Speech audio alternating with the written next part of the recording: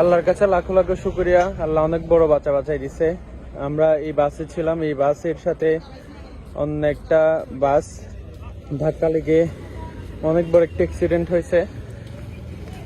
এই যে এই পাশে একটা বাস, আমি ঢাকা থেকে আসতেছিলাম, একটা স্লিপার কোচ, যেটা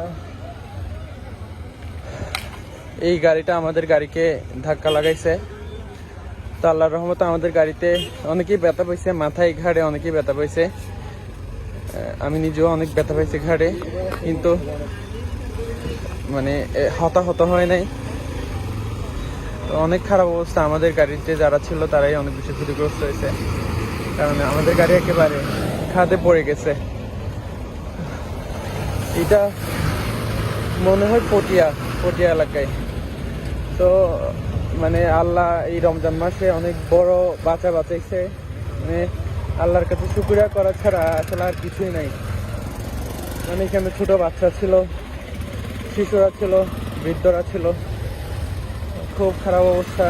এটাই আমাদের ইম্পেরিয়াল স্লিপার কোচ, আমাদের গাড়িতেই আসলে ধাক্কাটা লাগাই দিছে আর কি।